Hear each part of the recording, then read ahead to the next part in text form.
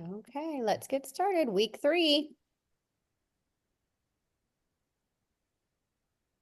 I think my daughter is singing and she doesn't sing. It's crazy to hear her singing.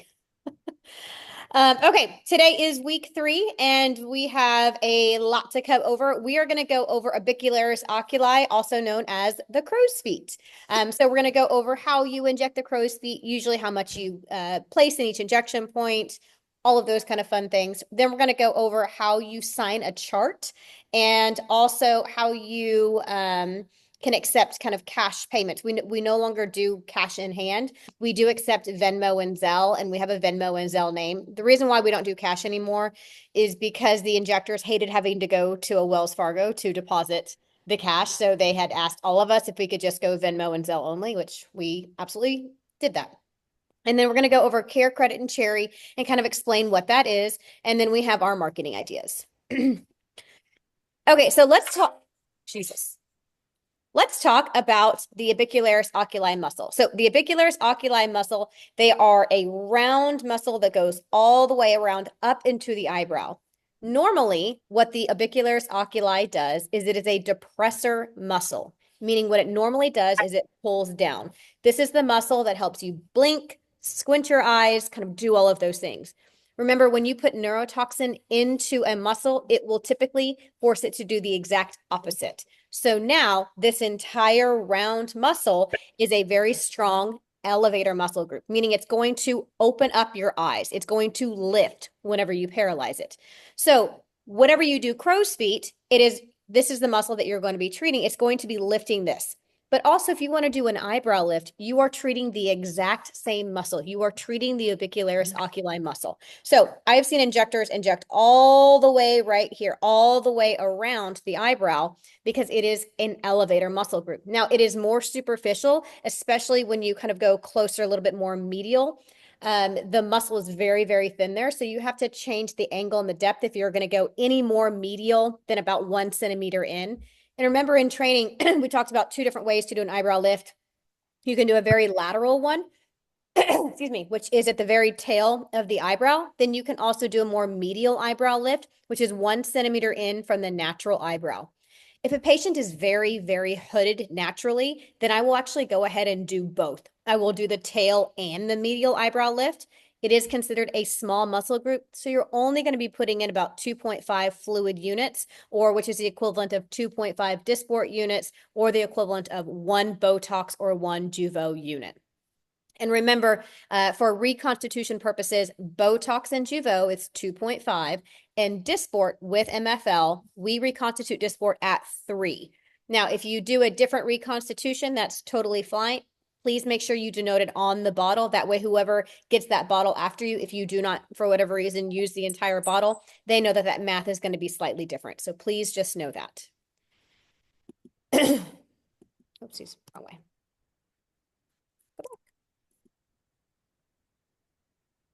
So this is exactly what it looks like whenever you are going to be treating the orbicularis oculi for crow's feet. Like I said, it is a medium muscle group. And so it is going to be 5 fluid units into each injection point for the crow's feet. Eyebrow lift is slightly different because that muscle is thinner whenever it kind of comes around, but on the side, it's nice and thick. So it can handle 5 fluid units into each injection point. And I want you to kind of hear my voice whenever you are injecting. It's 1 out, 1 up, 1 down. It points a nice arrow towards the ear. So 1 centimeter out, then you're going to go up and then down. The top and the bottom injection points are literally right on top of each other.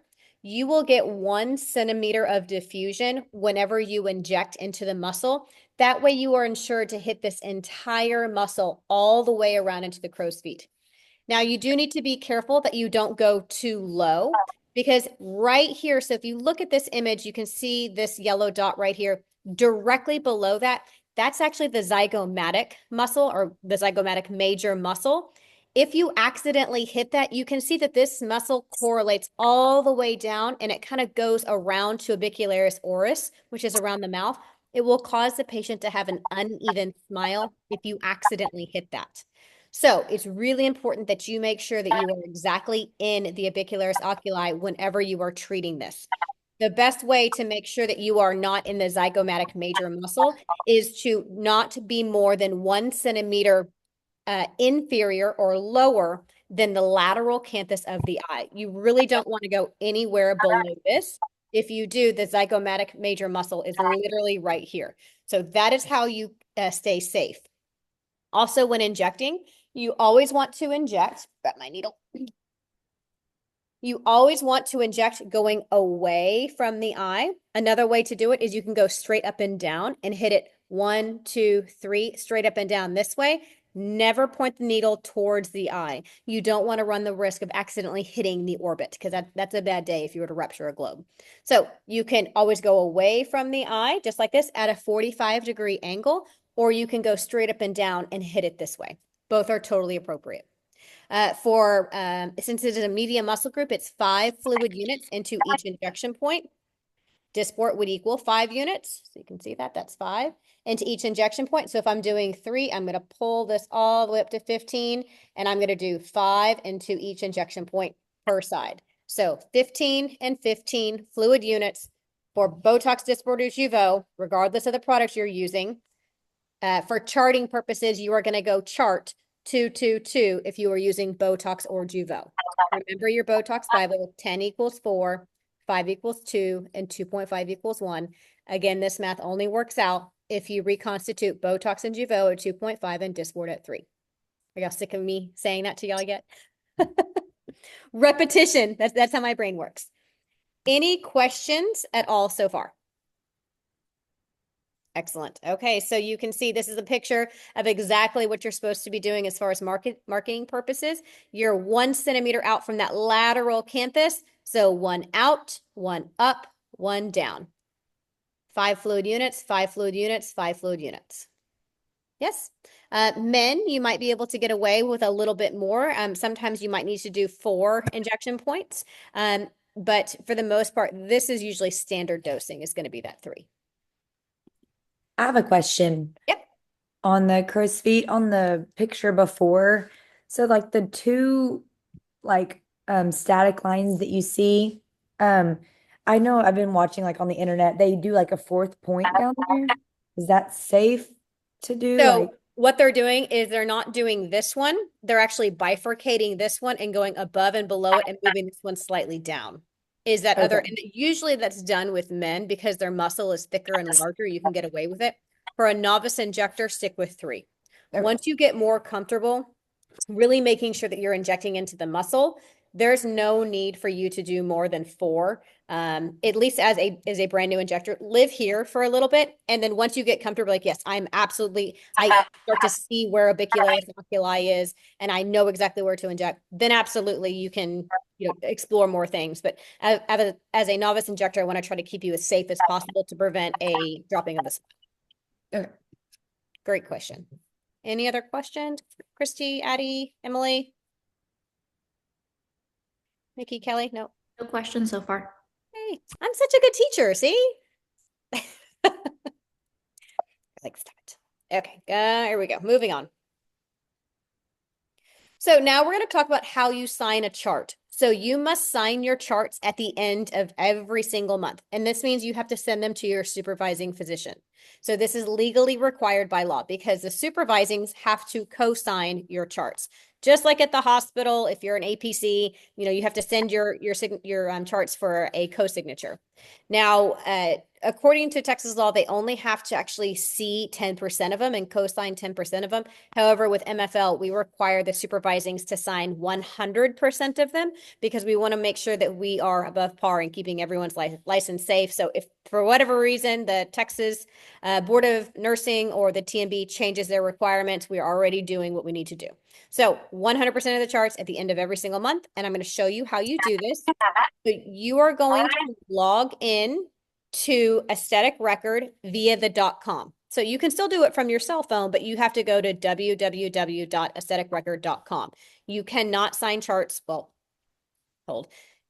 Used to not be able to sign charts from the app. They just actually released a brand new update for Aesthetic Record where you actually can sign it, but you can't do mass signing. You have to go in one at a time.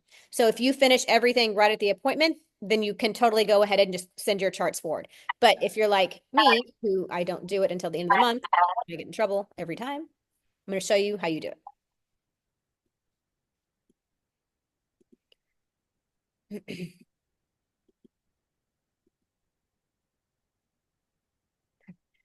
Shelly's username and password is on here because she couldn't figure out how to reset her username and password. So she asked me to do it for her. And just to be an annoying little sister, I changed her password to Anna's the best. She's very happy about it.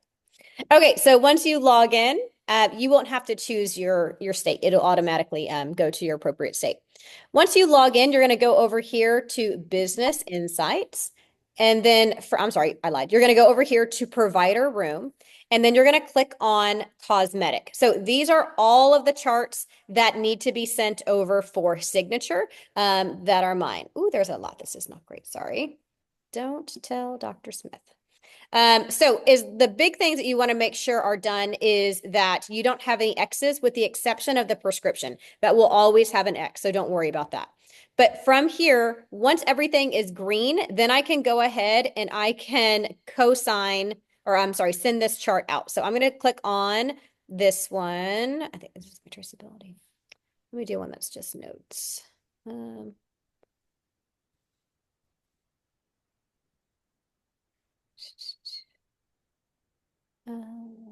Click on this one. Okay, so this is a patient I saw the other day. So I still need to update my traceability. I may not have Juvo in here. I don't. Help me find one where I actually have the product.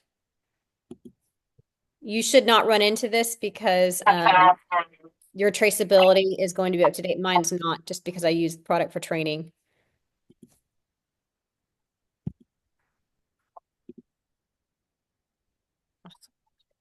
Hold.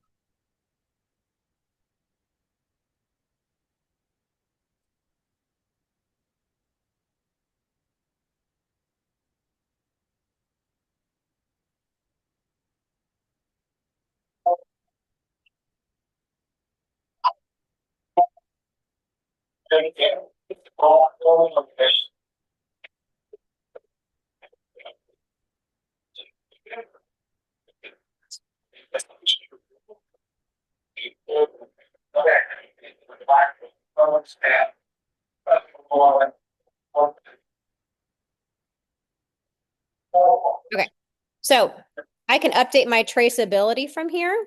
I can also sign, do any of my notes, and then I can co-sign. So once I get everything, all the check marks done, okay, so I have my traceability done. I need to make sure that my notes are done. So let me go ahead and add my note in here. Remember that we utilize the dot phrases. And I can go back and I can verify that all of my dots are green. So I'm going to go ahead and I'm going to refresh. And now all of my all of my circles are green check marks except for prescription. I can go ahead and click the ones that I want to go ahead and sign and then hit action over here. And then I'm going to do sign and send to MD. That's my signature and hit complete. So you can also do all of them at the same time if all of them are green. But you have to make sure that all of your dots are green. Again, you must do that at the end of every single month. Any questions on that? Don't be like me. Do your charts at the time of the patient. All right, moving on. Okay. The next thing that we're going to talk about is I had said earlier that we no longer accept cash. We only use Venmo or Zelle. Go ahead and write this down and save it in the note section. It's super easy to do for patients. They can just Venmo us at My Face Lady. And then whenever you click on the Venmo, don't click cash, click Green Sky as instead of cash. That way it will let Bernard is our chart auditor, that he will know that it was either Venmo or Zelle specifically for that. So don't click cash, please click on Venmo or Green Sky. Okay, so that is our Venmo is at My Face Lady, and then the Zelle email is pay@myfacelady.com. Okay. And remember, you cannot accept tips as a medical professional, and that's per the Texas Board of Nursing. That I know people will, like I know people do in other companies, but it is a hard pass for us. So you can get in a lot of trouble with the Board of Nursing if you do that. It'd be like going to your OBGYN and being like, that was a great pap. Here's a 20. Thanks. Your hands were super warm. So no tips. All right, so let's talk about Care Credit. So Care Credit is a super easy process. It is a two-step process, and Care Credit is an after-pay program for patients if they want to spread out their costs. I have a lot of patients that use Care Credit and Cherry. It is very simple and very reasonable. Instead of having to pay $600 or $500 at one time, it can spread their payments out over a year if they wanted to, and they can kind of choose those terms. So go ahead and take a picture of this. And this is also on Bamboo and on the Facebook page for your record. Just know that it is a two-step process. So on aesthetic record, when you go to click and check the patient out, you will click on Care Credit and fill everything out that you're supposed to do, and then you're done on that side. This is the second part. This is the part that actually gets the company paid and you paid. So make sure you do this part. This is where you're actually going to have to log into Care Credit and you would do Pay Now and enter in all of this information for specific for the patient. And then that way it can actually go ahead and fire the information off to the patient. And so Care Credit can collect from them. So just know it is a two-step process. You'll do your aesthetic record side and then the Care Credit side. And then Cherry is really simple because Cherry is 100% already integrated with aesthetic record. So if you click on Cherry, you can sign up the patient through the app. And I very rarely see the patient get denied for Cherry. I think I've seen it maybe once in the company. It doesn't happen that frequently unless the patient just does not have any available credit on any credit cards with any credit bureaus. That's the only time that they would ever really truly be denied for it. I think they have to have it's like one or two times available via credit on any credit cards all together. So I think I've seen it maybe once happen. So just know that it's fully integrated with the aesthetic record. Again, it's an afterpay program. Okay, let's talk about our marketing homework for this week. So I want you to go ahead and start reaching out to salons to start at least beginning that conversation with them to get set up with a salon contract. Salons can be a hairstylist, it can be an esthetician's office, it can be a dentist, it can be your PCP, it can be whatever you want. Essentially, you are going to be offering that to inject patients at their clinic, and we will pay them for utilizing their space. So it really is kind of a win-win situation for them. Now they get paid, I believe it's $20 for each toxin patient and $40 for each filler patient. And it's while I say $20 for toxin and $40 for filler, it really comes down to the amount of time.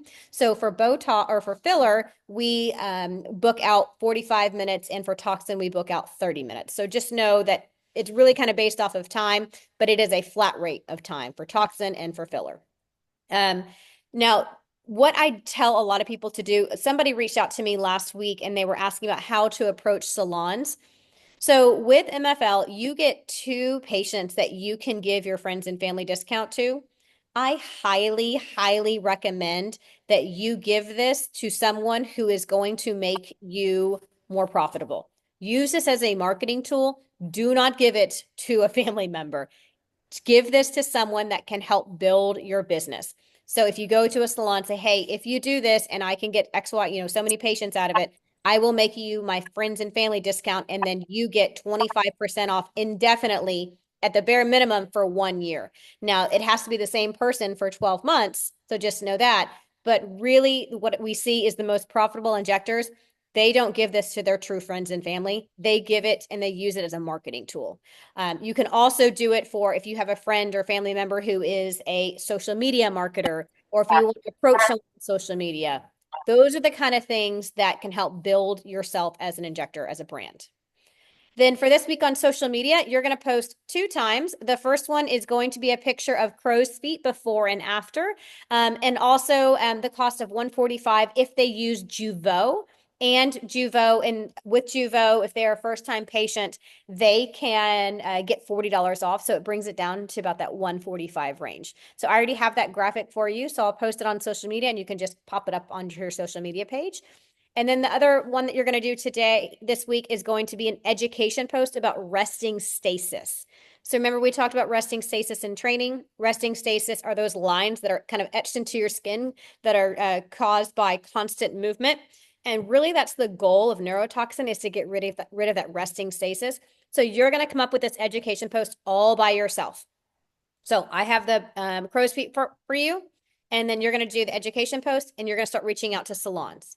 Also, several of y'all have your launch parties coming up. Does anyone have any questions about their launch party? Does anyone have any concerns? Want to throw ideas around?